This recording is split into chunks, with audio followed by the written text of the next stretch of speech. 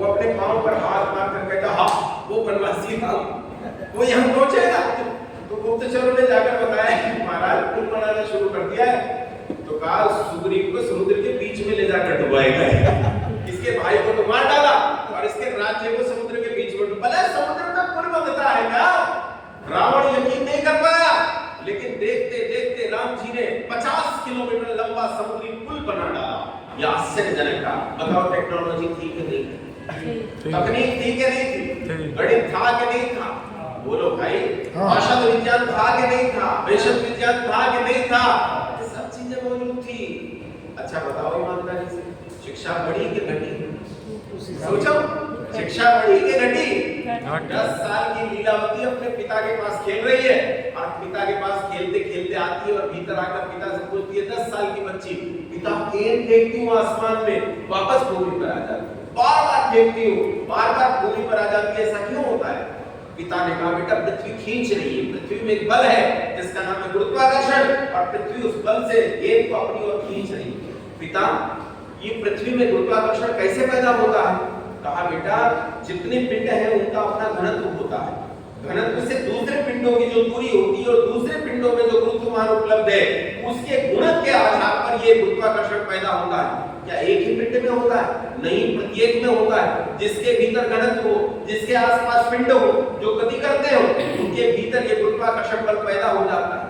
पिता, गुरुत्वाकर्षण बल कम और ज्यादा भी होता है। हाँ, कम और ज्यादा होता है। जिसका घनत्व अधिक उसका गुरुत्वाकर्षण बल अधिक, जिसका घनत्व कम उसका गुरुत्वाकर्षण बल भी कम होता है। क्या एक ही क्रम पर यह गुरुत्वाकर्षण बल अधिक और कम हो सकता है?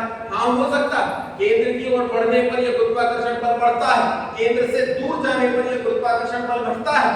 अरे बाप रे, 10 साल की बच्ची अपने पिता से क्वांटम फिजिक्स पढ़ रही है। क्वांटम फिजिक्स जो हम आज एमएससी और पीएचडी में पढ़ते हैं वो 10 साल की बच्ची पढ़ रही है। और आज हमारे स्कूलों में 10 साल की बच्ची क्या पढ़ती है? Twinkle twinkle how I wonder what you are up above the world, so I like a diamond in the sky. Who you are, where you are, how could I catch you? Is it you, twinkle twinkle little star? मूर्खता की बातें। अच्छा एक बात बताओ, star किसे कहते हैं? पृथ्वी को कि सूरज को? सूरज को। अरे तारा किसे कहते हैं? सूरज को। सूरज को। पृथ्वी को क्या कहते हैं? ग्रह। पृथ्वी क्या है? ग्रह। अच्छा ये बताओ, तारे को अंग्रेजी में स्टार कहते हैं और स्टार हुआ सूरज। सूरज बड़ा है कि छोटा है?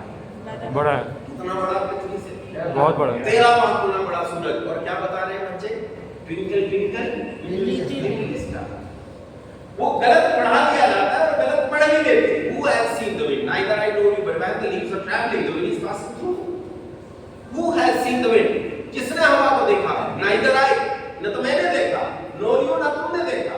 But when the leaves are traveling, लेकिन जब पेड़ की पत्तियां हिलती हैं तब पता चलता है कि हवा बह रही है। बताओ, ये दोनों पेड़ की पत्तियों से जान रहे हैं कि हवा बह रही है।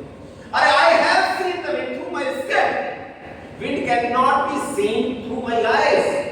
आंखों से नहीं देखी जाती हवा मेरे भाई। हवा किससे देखी जाती है? त्वचा से। जब त्वचा पर हवा लगती है तब हम कहते हैं हवा ठंडी है या गर्म है, धीमी है या तेज है। ये हमें पता चलता है त्वचा से।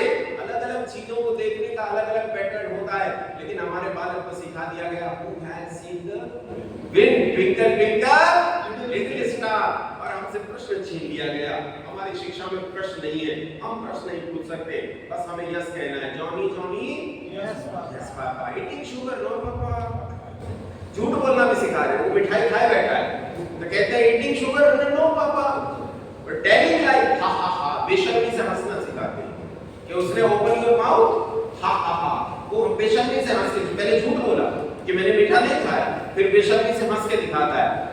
शिक्षा का पूरा पैटर्न बदल गया है और शिक्षा के पैटर्न के बदलने से आज हमारी बुद्धि किस स्तर पर आ गई है कि हम डेवलपमेंट इंफ्रास्ट्रक्चर को समझने लगे हैं। किसे डेवलपमेंट समझने लगे हम? इंफ्रास्ट्रक्चर। अब सुनो इस बात को मैं क्यों समझा रहा था, इसे समझने का प्रयत्न करो। मैं आपसे पूछूं कि रक्सौल में मुस्लिम समाज कहाँ रहता है तो आप क्या कहेंगे? चौधरी टोला। उधर चले जाओ, 4 बस्तियां, वो 4 बस्तियों में मुसलमान रहते हैं, वो मुस्लिम समाज। मैं आपसे पूछूं कि हिंदू समाज कहाँ रहता है तो आप कहेंगे उधर चले जाओ, 10 बस्तियां, हिंदू लोग रहते हैं, उसका नाम हिंदू समाज। ठीक है। मैं पूछूं कि सिख समाज किधर रहता है तो आप कहोगे वहाँ गुरुद्वारा है, उसके आसपास काफी कॉलोनियां हैं, वो कॉलोनी जो है उनमें सिख रहते हैं, वो सिख समाज है। अच्छा, आप किसी से सड़क पे जाके पूछ लेना कि भाई साहब आर्य समाज कहाँ है, तो वो कहेगा इस सड़क पे चले जाओ, गली पटेगी, सामने एक बिल्डिंग है, उसका नाम आर्य समाज है। समझ रहे हैं? हिंदुओं के समाज का नाम हिंदू समाज, मुसलमानों के समाज का नाम मुस्लिम समाज, ईसाइयों के समाज का नाम ईसाई समाज, लेकिन 4 ईंट मिट्टी पत्थर का नाम आर्य समाज। हमने डेवलपमेंट किसे माना? हमने डेवलपमेंट इंफ्रास्ट्रक्चर को मान लिया, हमने जड़ पदार्थ की बढ़ती को मान लिया, हमने शिक्षा और विद्या के बढ़ने को माना ही नहीं है कि उसका नाम डेवलपमेंट होगा। और इसी के कारण हम गुलाम हुए, गुलामी इतनी गहरी आई, पतन इतना गहरा आया कि हम 1000 साल उन जाहिलों के गुलाम रहे जिन्हें संसार में कोई विद्या बुद्धि कभी थी नहीं, जिन्हें केवल कत्ल करना आता है, केवल हत्याएं करनी आती है। और बंधुओं, इसी कारण देश की स्थिति ये हुई आज जहां हम खड़े हैं। यहाँ से निकलना है तो वापस शिक्षा पर लौटना होगा। कहाँ लौटना होगा? बोलो, शिक्षा पर। समस्या ये है हमारी शिक्षा हो गई है धर्मनिरपेक्ष। शिक्षा कैसी हो गई? देश कैसा है? जैसे देश आजाद हुआ तो क्या बना? धर्मनिरपेक्ष। और शिक्षा भी कैसी हो गई? धर्मनिरपेक्ष। धर्मनिरपेक्ष किसे कहते हैं? गणित में एक अंक होता है जिसके सामने धन चिन्ह हो तो उसे कहते हैं धनांक। क्या कहते हैं? बोलो, धनांक। और जिसके सामने ऋण चिन्ह हो उसे क्या कहते हैं? ऋणांक कहते हैं। और जिसके सामने न धन हो न ऋण हो उसे कहते हैं निरपेक्ष। उसे क्या कहते हैं? निरपेक्ष। यानी न धन है न ऋण है, इसका नाम क्या है? निरपेक्ष। तो धर्मनिरपेक्ष का अर्थ क्या होता है? यानी जो धर्म को नहीं जानता, धर्म से जिसका कोई वास्ता नहीं है, उसका नाम क्या है? बोलो, धर्मनिरपेक्ष। और ऐसा हमारा समाज हो गया। राष्ट्र भी हमारा कैसा है? धर्मनिरपेक्ष। यहाँ दोनों चीजें देखो। मैं जब छोटा था तो मैं जिस विद्यालय में पढ़ा बचपन में, उस विद्यालय में हमारी संस्कृति और महापुरुषों से संबंधित एक पुस्तक थी और उसमें एक चैप्टर आता था, ऊपर लिखा था जैन धर्म। जैन धर्म की बहुत सारी शिक्षाएं लिखने के बाद में जैन धर्म का ध्येय वाक्य लिख देते थे, अहिंसा परमो धर्मः। अहिंसा परम धर्म है। एक बालक ने इसे पढ़ा, पढ़कर सीखा कि अहिंसा परम धर्म